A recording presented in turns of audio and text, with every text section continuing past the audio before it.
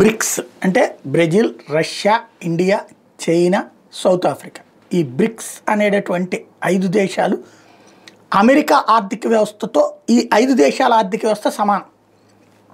America $30 trillion అనుకుంటే ఈ 5 దేశాలు $30 ట్రిలియన్. అదే ఇప్పుడు అమెరికాకు భయం. అంటే ఈ 5 దేశాలు కలిసి ఉండకూడదని కోరుకుంటుంది, విడిపోమ్మంటోంది. బ్రిక్స్లో ఉంటే టారిఫ్లు ఎక్కువ వేస్తానంటుంది. మన మీద టారిఫ్లు వేయడంలో అది కూడా కీలక పాత్ర. చైనా ప్రపంచ 2nd ప్లేస్లో ఉంటే, ఇండియా ప్రపంచ 3rd ప్లేస్లో ఉంటే, రష్యా, బ్రెజిల్ వీళ్ళందరూ కలిపితే ఆ తర్వాత వాళ్ళకు ఉన్నటువంటి మొత్తం జీడిపిలు ఈ 5 దేశాల జీడిపి కలిపితే అమెరికన్ జీడిపితో సమానంగా ఉంది. దీన్ని దెబ్బతీయాలన్నటువంటి ప్రయత్నమే సీరియస్గా చేసుకొస్తుంది. ఇవాళ బ్రెజిల్ మీద 50% టారిఫ్లు వేశాడు, ఇండియా మీద 25%, రష్యా మీదన భారీ కానీ, చైనా మీదన భారీ కానీ.